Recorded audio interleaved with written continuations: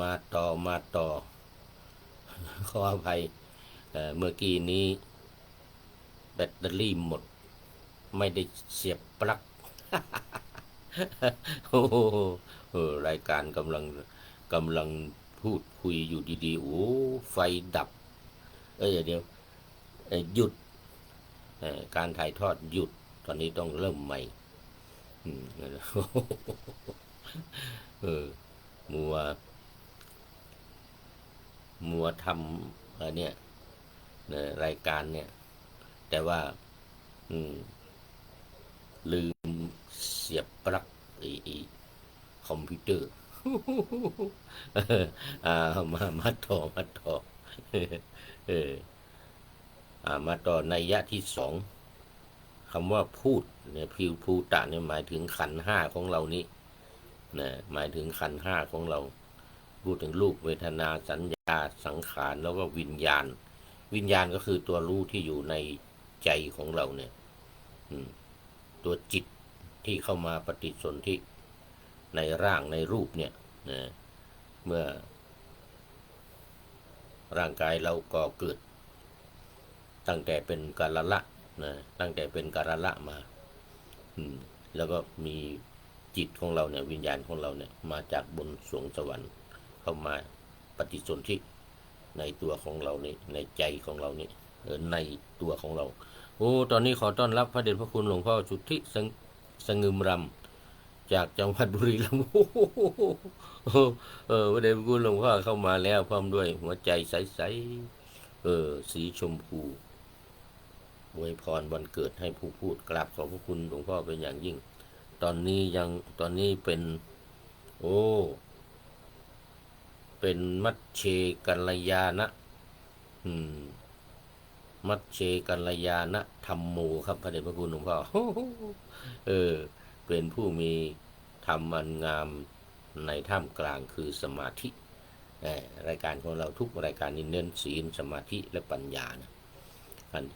จะเป็นอุดมการณ์ในการเข้าไปสู่เป้าหมายสูงสุดในพระพุทธศาสนาดังที่ได้กล่าวมาเรื่อยๆนะแล้วก็เลยเอามาเปรียบเทียบกับFC ของเราที่เข้ามาในรายการแล้วเข้ามาในเบื้องต้นก็เป็นอาทิกัลยาณธรรมโมมาในท่ามกลางอย่างเงี้ยรายการครึ่งรายการแล้ววันนี้ก็เป็นมัชเชกัลยาณธรรมโมเป็นมัชเชกัลยาณธรรมโมทีนี้พอเดี๋ยวนี้มีใครเข้ามาในสุดท้ายก็จะเปรียบเทียบกับว่าปัญญาศีลสมาธิปัญญาเอามาต่อกราบขอบคุณหลวงพ่อ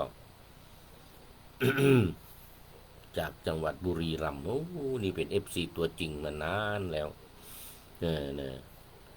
ความหมายที่สองของคำว่าภูตะหรือพูดนี่นะหรือผีทั้งหลายนี่นะที่เราไปหมายถึงแต่พวกสัมภเวสีนั่นก็มันไม่มีรูปร่างอย่างนี้นะไม่มีรูปร่างอย่างนี้แต่ว่าความหมายของคำว่าภูตะเนี่ยภูธาตุเนี่ยนัยยะที่สองนี่หมายถึงขันธ์ห้าของเรานี่เองรูปเวทนาสัญญาสังขารวิญญาณที่เราเรียกกันอีกอย่างหนึ่งว่าเป็นอุปธิเป็นอุปธิสำหรับพวกเราทั้งหลายนี่เราก็เรียกกันว่าเป็นขันธ์ห้าธรรมดาแต่ถ้าพระอริยะเจ้าเป็นพระอรหันต์เนี่ยนะคือดับกิเลสทั้งหมดแล้วเนี่ยเหลือแต่ร่างกายนี้เราเรียกว่าอุปธิเพราะฉะนั้นพระพุทธเจ้าก็ดีหรือพระอรหันตสาวกของพระพุทธเจ้าทั้งหลายมีพระโกณอัญญาโกณทัญญะเป็นต้นมานี่นะจนถึงพระสารีบุตรพระโมคคัลลานะพระอะไรต่างๆที่เป็นพระอรหันต์ทั้งหลายนี้เรียกว่าอุปธิขันธ์ห้าเนี่ยอุปธิคือเป็นกิเลสที่ยังอาศัยขันธ์ทั้งห้านี่ยังมีรูปร่างนี่อยู่เนี่ยยังไม่แตกสลายเนี่ยขันธ์ห้าแตกเมื่อไหร่นะเรียกว่าปรินิพพานเหมือนพระพุทธเจ้า เหมือนพระพุทธเจ้าขณะที่นิพพานแล้ว กิเลสทั้งหลายดับหมดแล้วเนี่ยแต่มันยังเหลือขันธ์ห้านี้อยู่เนี่ยก็เรียกว่าอุปธิยังมีอุปธิเหลืออยู่ มีอุปธิเหลืออยู่เป็นกิเลสที่นอนเนื่องอยู่ในสันดานโอ้ตอนนี้ขอต้อนรับ FC ตัวจริง พระครูธรรมธรสุริยันสันตจิตโตกราบนมัสการครับพระอาจารย์เช้านี้เสียงชัดเจนครับผมเหมือนกันนะ โอ้เดี๋ยวนี้ช่วงนี้ฉุกละหุกนี่รายการไม่ได้จัดไว้ล่วงหน้าเมื่อคืนที่ผ่านมาแล้วมาจัดตอนเช้านี้แล้วก็ทำเนี่ยรายการวิทยุไปด้วยดูแลเรื่องวิทยุในรายการนี้ก็นี่ตอนนี้ก็ความจริงเป็นรายการของเป็นรายการข่าวนะเป็นรายการข่าวแล้วก็เป็นรายการเนี่ยที่ทางท่านอาจารย์ส่งมาเนี่ยนะที่ท่าน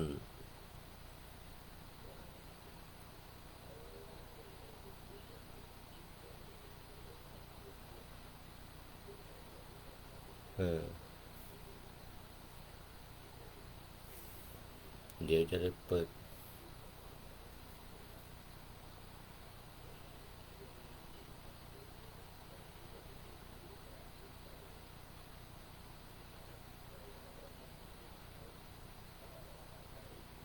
โอ้ต้องขอไป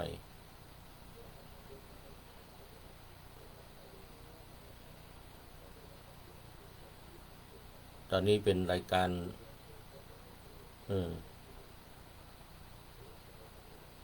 ไม่เป็นไรของผู้อำนวยการ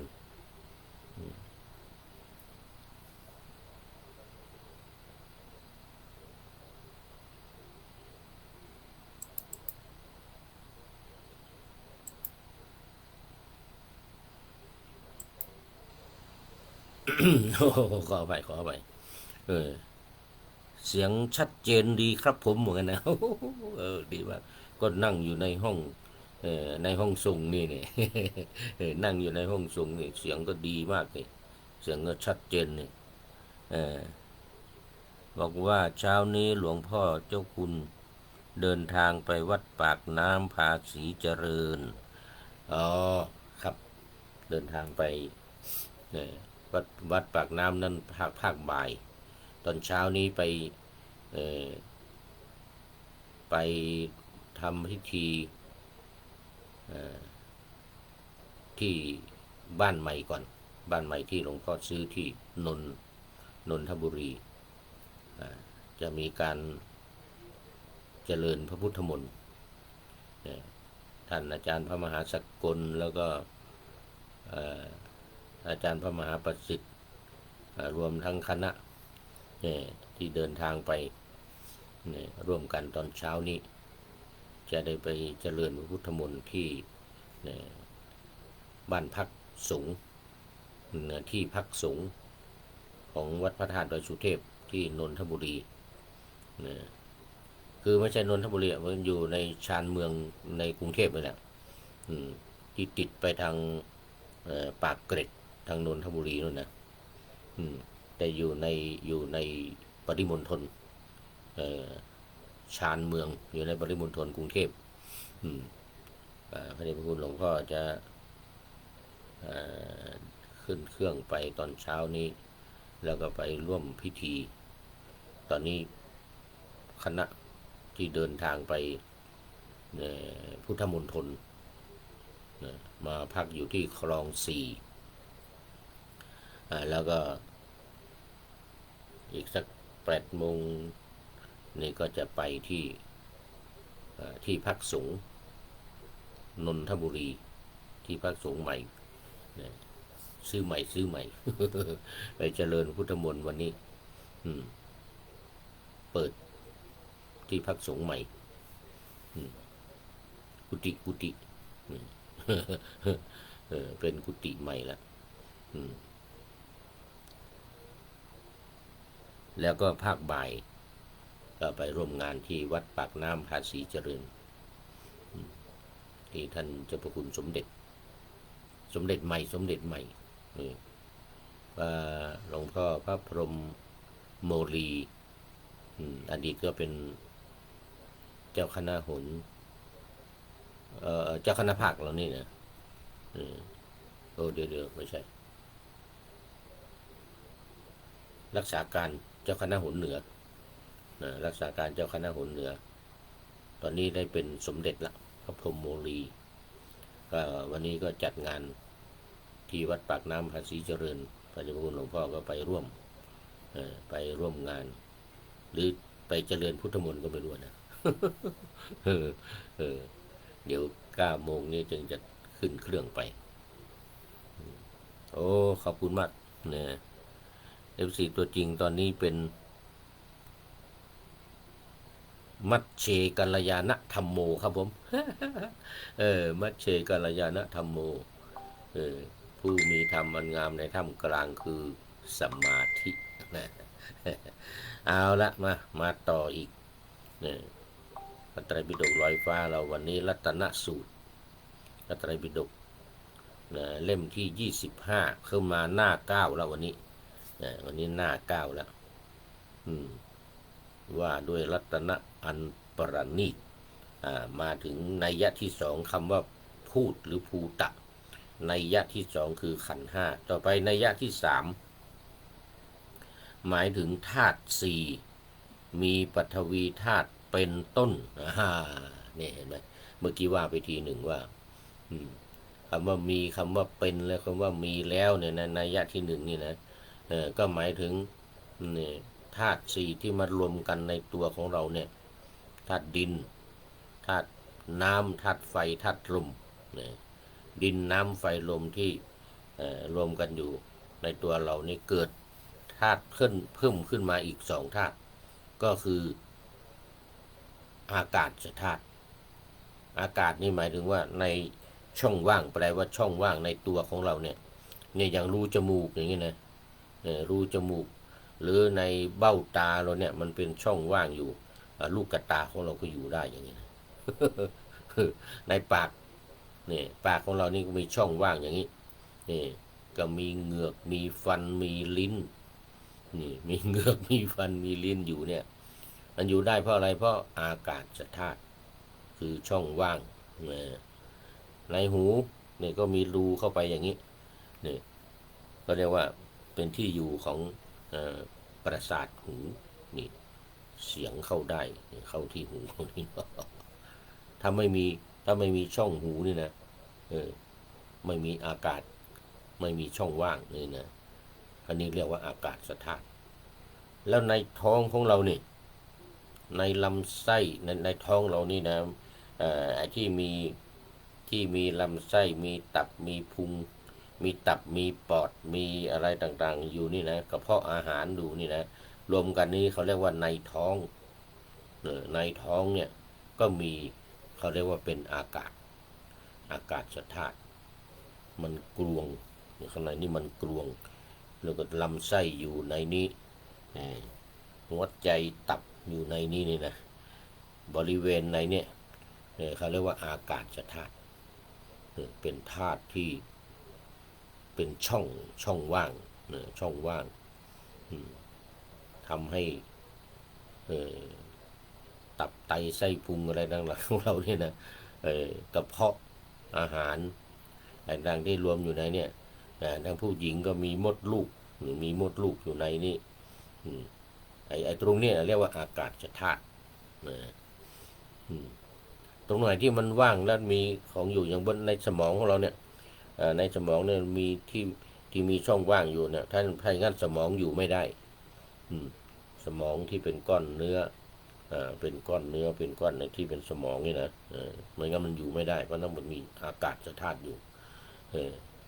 ดังนั้นธาตุที่5นอกจากว่าดินน้ำไฟลมประชุมกันแล้วเป็นรูปเป็นร่างนี่แล้วเนี่ยนะก็มีช่องว่างอยู่ข้างในเรียกว่าอากาศธาตุไอ้ที่สำคัญสุดท้ายธาตุที่6วิญญาณ วิญญาณธาตุวิญญาณนี่หูสำคัญมาก ไอตัวของเราเนี่ยร่างกายที่เราที่ว่าของเรามันคือสมมุตินะสมมุติความจริงแล้วมันเป็นเพียงธาตุมาประชุมกันเนี่ยเสร็จแล้วสุดท้ายคือธาตุที่หกเนี่ยคือวิญญาณของเราเนี่ยที่ลงมาจากบนสวรรค์อย่างพวกเราทุกคนเนี่ยมีวิญญาณที่มาเกิดนี่นะมาจากบนสวรรค์ชั้นไหนก็ไม่รู้ชั้นดาวดึงส์ชั้นดุสิตชั้นส่วนใหญ่จะเป็นผู้ชายนี่จะเป็นชั้นดุสิตนะชั้นดุสิตนี่เป็นผู้ชายหมดนะไม่มีผู้หญิงยกเว้นพระนางสิริมหามายาพระนางสิริมหามายานี่เป็นผู้หญิงแต่ว่าไปเกิดชั้นดุสิตพิเศษพิเศษนอกนั้นผู้หญิงไม่มีผู้หญิงจะอยู่ในชั้นดาวดึงส์นี่ผู้หญิงหมดไม่มีผู้ชายยกเว้นพระอินทร์หรือท้าวสักกะเทวราชคนเดียวนะเทพบุตรนี่นะเทพบุตรที่อยู่ในชั้นดาวดึงส์เนี่ยนอกนั้นจะอยู่เทพบุตรจะอยู่ชั้นอื่นเวลามีงานจึงจะมาชั้นดาวดึงส์อย่างมีงานสมัยพระพุทธเจ้าไปแสดงธรรมเนี่ยนี่สมัยพระพุทธเจ้าไปแสดงธรรมโปรดพุทธมารดาเนี่ยบนสวรรค์ชั้นดาวดึงส์ทำไมต้องไปบนสวรรค์ชั้นดาวดึงส์เพราะว่าพุทธมารดานี่อยู่บนสวรรค์ชั้นดุสิตก็จริงแต่มันไม่มีที่นั่ง บนสวรรค์ชั้นดาวดึงส์เนี่ยมีกัมพลศิลาอาจกัมพลหินกัมพลของพระอินทร์ของท้าวสักกะเทวราชนั่นนะเป็นที่ประทับของท้าวสักกะเทวราชพระพุทธองค์ขึ้นไปแสดงพระธรรมเทศนาก็จึงมีที่ประทับนั่งไม่งั้นก็มันแสดงธรรมไม่ได้มันไม่มีที่นั่งพวกเทวดาทั้งหลายก็มาก็มันนั่งกันในเทวสภา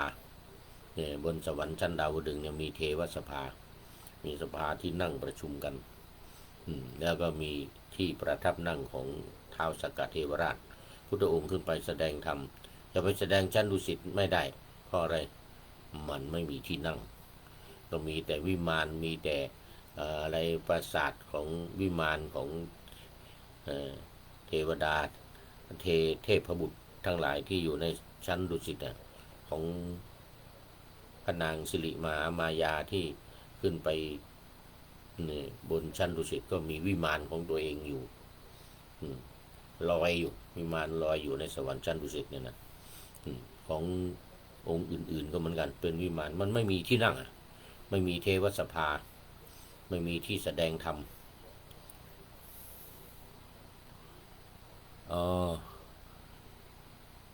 FC ตัวจริงบอกว่าเมื่อวานผมร่วมทำบุญงานออกโรงทานพิธีรับปริญญาธรรม4,567อะไร4,567กับสำนักงานเจ้าคณะภาค7 500 บาทครับผมสาธุขออนุโมทนาเอาบุญด้วยมีหลายท่านบริจาค2,000ก็มี 1,000ก็มี500ก็มีแต่ผมนี่ไม่รู้กำลังเมื่อวานนี้เห็นท่านอาจารย์มหาประสิทธิ์โทรมาถามอยู่เหมือนกันว่าไม่มีชื่ออาจารย์สวัยบริจาคเนี่ยร่วมทำบุญว่างั้นเพราะว่าไม่รู้ ไม่รู้ว่ามีการทำบุญกันมีการออกโรงทานอะไรกันเนี่ยไม่รู้ก็เลยไม่ได้ร่วมบริจาคแต่พอมีคนบริจาคปุ๊บเราเอาบุญทันทีเลย ได้บุญเอาบุญด้วยโมทนาเขาเรียกว่าปัตตานุโมทนาใหม่อย่างท่านพระครูที่บอกมานี่เป็นปฏิทานใหม่เนี่ยปฏิทานใหม่คือบอกว่าตัวเองเนี่ยได้ทำบุญนั่นทำบุญนี้ตัวเองได้ทำงานนั่นงานนี้เป็นกิจกรรมที่เป็นบุญเป็นกุศลเนี่ยนะแล้ว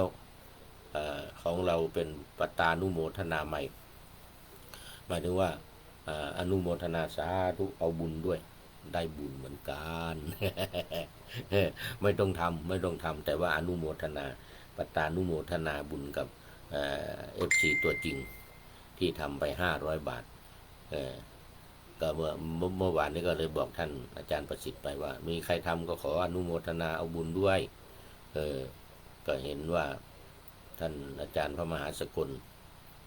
วิโรจนกิตติเลขานุการเจ้าคณะภาค7ประเรียนธรรม9 ประโยคบริจาค3,000หรือยังไงเนี่ยนะเห็นพูดเมื่อวานนี่นะมีหลายท่านก็ไม่ว่าใครจะบริจาคเท่าไหร่สาธุขออนุโมทนาเอาบุญด้วย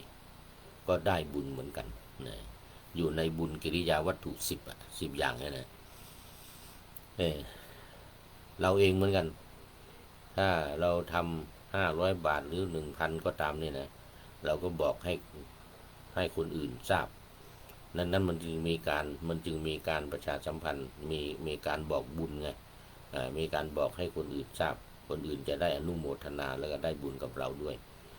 นี่ผู้พูดนี้ก็เหมือนกันเวลาทำบุญสัก500 บาทหรือ 1,000เนี่ยก็บอกว่าบอกคนนั้นคนนี้บอกคนนั้นคนนี้แล้วไปเป็นบุญของเราอีกนะคือบุญมันจะได้มากขึ้นไงเป็นปฏิทานใหม่อะไรบุญสำเร็จด้วยการบอกบุญของเราเนี่ยที่เราทำเนี่ยให้แก่คนอื่นเพราะฉะนั้นอย่าลืมนะญาติโยมที่ทำบุญเนี่ยอย่าลืมบอกคนอื่นนะคือมันบุญของเรามันจะเพิ่มขึ้นนะเขาเรียกว่าปฏิทานใหม่บุญสำเร็จได้ด้วยการบอกคนอื่นบอกให้กับคนข้างๆหรือใครๆก็ตามที่เจอใครก็บอกเมื่อนี้ทำบุญมาอย่างนั้นอย่างนี้เท่านั้นบาทเท่านี้บาทอะไรเนี่ยนะเพราะว่าบุญมันจะเพิ่มขึ้นเนี่ยบุญของเราเนี่ยจะเพิ่มขึ้นพอเราบอกเมื่อไหร่บุญก็เพิ่มขึ้นเท่านั้นเราเรียกปฏิทานใหม่เนี่ยบุญสำเร็จด้วยการบอกบุญของเรานี่ให้แก่คนอื่นแล้วคนอื่นได้รับเนี่ยอย่างตอนนี้ท่านพระครูธรรมธรบอกมาเนี่ยผมบริจาค500 บาทเข้าไปเนี่ยพอเราเห็นปุ๊บเรารู้ปุ๊บเราก็อนุโมทนาสาธุเอาส่วนบุญด้วยเราก็ได้บุญมาแหละท่านพระครูธรรมธรได้500 บาทได้บุญเท่าไหร่เราก็ได้เท่านั้นเหมือนกันเพราะเราอนุโมทนาเอาปัตตานุโมทนาเรียกว่ารู้สึกจะเป็นข้อที่7นะข้อที่8ธรรมมัสวนาใหม่อย่างที่ท่านทั้งหลายกำลังฟังผู้พูดอยู่นี่นะเป็นธรรมมัสวนาใหม่นะบุญสำเร็จด้วยการฟังธรรมแล้วผู้พูดกำลังพูดอยู่นี่นะเป็นข้อที่9ธรรมเทศนาใหม่บุญสำเร็จด้วยการแสดงธรรมด้วยการแสดงธรรมเป็นเนี่ยเป็นธรรมทานด้วยเนี่ยเป็นธรรมทานเป็นการแสดงธรรมก็ได้บุญอีกโอ้โหบุญเยอะแยะเลยบุญเยอะแยะเลยข้อที่10ทิฏฐุชุกรรมเนี่ยการทำความเห็นให้ตรงตามธรรมะเนี่ยไม่มีความเห็นผิดไม่เป็นมิจฉาทิฏฐิเป็นสัมมาทิฏฐิทำความเห็นให้ตรงกับทำนองครองธรรมทั้งหลายเป็นบุญเหมือนกันบุญกิริยาวัตถุข้อที่10เพราะฉะนั้นทานศีลภาวนาข้อ1 2 3เป็นบุญแล้วก็ใครได้ทำให้ทานนี่นะนี่อย่างเงี้ยใครได้ให้ทานอย่างเงี้ยก็เป็นข้อที่1คือการให้ทานแต่อย่างผู้พูดนี่ก็นานๆทำทีเพราะว่าไม่มีเงิน เงินไม่ค่อยมีนะมีงานศพงานอะไรที่เกิดขึ้นก็บริจาคไปสัก500อย่างเงี้ยนะ500หรือ1,100อย่างเงี้ยนานๆทีจะได้ทำเพราะว่าไม่ค่อยมีเงินแต่ที่ทำประจำอยู่ทุกปีก็คือนู่น8,000 บาท 4,000 บริจาคให้กับ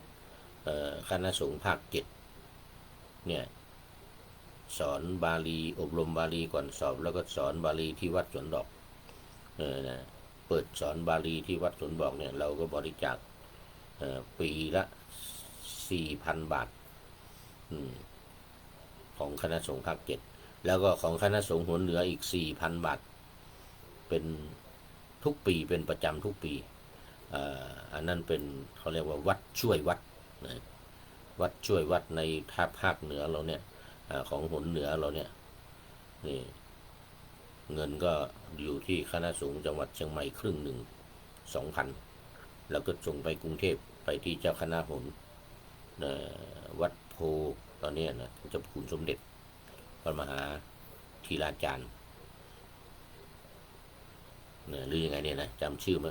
อผิดขออภัยด้วยเป็นเจ้าคณะหนเหนือเงินก็ส่งไปพุ่นขออภัยพูดภาษาไทยเวลาหนักปุ่นส่งไปที่หนเหนือนู่น2,000อยู่ที่คณะสงฆ์จังหวัดเชียงใหม่นี่2,000เป็น 4,000รวมแล้ว 8,000ต่อปีนี่ผู้พูดเนี่ยนะถวายทานสาธุได้บุญบอกบุญกับท่านทั้งหลายด้วยท่านที่ฟังกำลังฟังอยู่เนี่ยว่าผู้พูดเนี่ยบริจาคปีละ 8,000 4,000นี่คณะสงฆ์ภาค 7แล้วอีก 4,000 คณะสงฆ์หนเหนือในโครงการวัดช่วยวัดนะเวลามีไฟไหม้มีน้ำท่วมมีอะไรวัดไหนถูกทุกพิกภัยวัดไหนในหนเหนือเนี่ยนะถูกน้ำท่วมเลยหรืออะไรนะก็เงินส่วนกลางที่เราบริจาคกันไว้เนี่ยเราบริจาคกันไว้เนี่ยตอนนี้ของผู้พูดนับดูเมื่อต้นปีมาเนี่ยทั้งหมด23 ปี184,000นะ184,000ไม่ใช่น้อยๆนะ23 ปีที่ผ่านมาเนี่ยผู้พูดเนี่ยบริจาคปีละ 4,000 คณะสงฆ์ภาค 7แล้วก็คณะสงฆ์หนเหนืออีก 4,000 เป็น 8,000 คูณ23 ปี184,000 บาทไม่ใช่น้อยๆสาธุ บุญสำเร็จด้วยการให้ทานข้อที่1นี่เสร็จแล้วก็เราก็บอกบุญให้แก่คนอื่นได้บุญมาอีกคนอื่นอนุโมทนาบุญนี้มันจะแผ่ไปกว้างไปเรื่อยๆบุญของเรานี่นะมันไม่ใช่จะหมดนะมันเพิ่มขึ้นเรื่อยๆนะเพิ่มบุญขึ้นเรื่อยๆโอ้ดูไปดูมาหมดเวลา แต่ว่ามันก็จะไปถึงแต่มันหมดเวลาหมดที่ว่าแปลว่ามันเพิ่มตั้งแต่เริ่มต้นนะตั้งแต่เริ่มต้นมาตอนนี้ครบ1 ชั่วโมงแล้วครบ1 ชั่วโมงเอาเป็นว่าวันนี้เรื่องพูดนัยยะที่ 1นัยยะที่ 2ขันธ์ 5นัยยะที่ 3ธาตุ 4รวมไปถึงธาตุทั้ง6ด้วยคืออากาศธาตุแล้วก็วิญญาณธาตุด้วยนะนัยยะที่4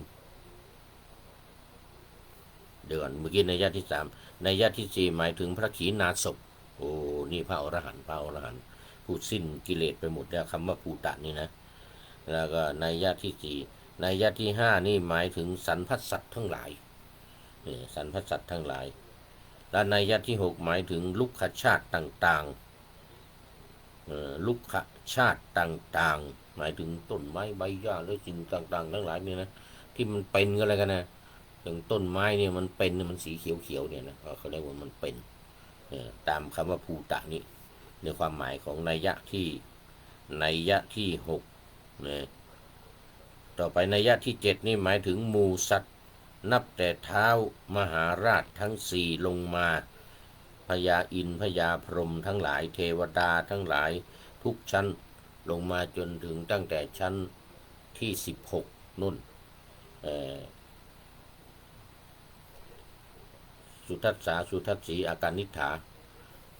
เขาเรียกว่าสุทธาวาสชั้นสุทธาวาส5ชั้นนะชั้น12เป็นต้นไป12 13 14 15 16 12 ถึง 16ชั้นสุทธาวาสลงมา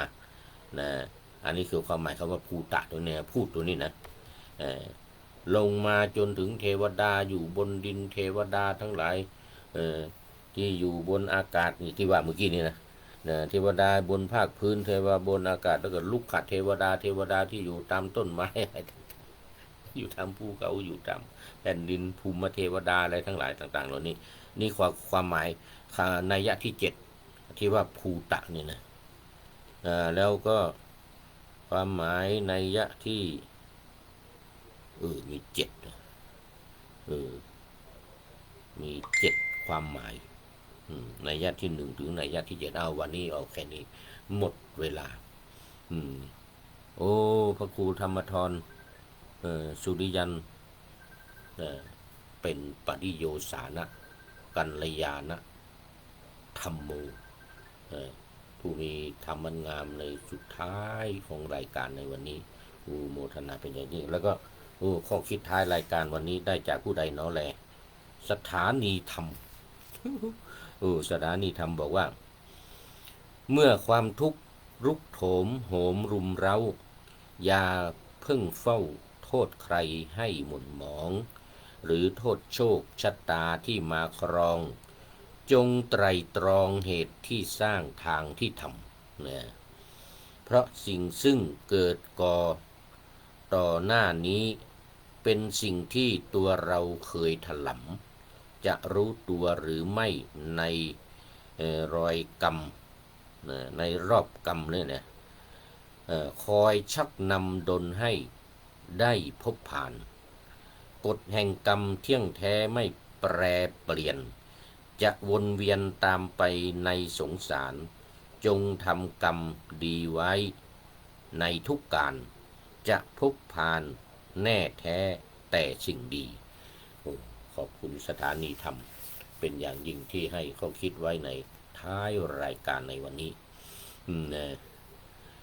สำหรับวันนี้ก็ขอนำพระไตรปิฎกลอยฟ้าไปจากผู้ฟังทั้งหลายในโลกล่ามีสุดท้ายจริงๆมาก็คือคุณโยมจันสมน้อมกราบสาธุข้าเป็นปริโยสานกัลยาณธรรมิกาโมทนาสุดท้ายจริงๆวันนี้หมดเวลาแล้วเนี่ยนะขอนำพระไตรปิฎกลอยฟ้าไปจากผู้ฟังทั้งหลายในโลกล่าวันต่อไปจะได้จรย้อนกลับมาสู่สถานีใหม่ให้ท่านฟังอย่าลืมเปิดวิทยุหรือเครื่องรับโทรศัพท์โมบายคอมพิวเตอร์ผัง YouTube เฟซเพจไลน์ให้ดังๆเพื่อชมฟังรายการวันต่อไปขอทุกท่านมีความสุขทุกคืนวันนำธรรมะประกอบการงานทั้งหลายเช่นขยันทำงานทางวาจากายใจขวนขวายกิจการงานนานาบำเพ็ญสาธารณประโยชน์เว้นสิ่งที่มีโทษโหดเยี่ยงสาประกอบแต่กรรมดีมีราคาแสวงหาเงินทองครองใจคนเสียสละพละทรัพย์นับมากน้อยไม่ให้ร้านก็ให้ร้อยไม่ด้อยผลเอื้อคนรวยช่วยคนยากฝากคนจนให้ทุกคนเท่ากันมาตรฐานเดียวขอเจริญพร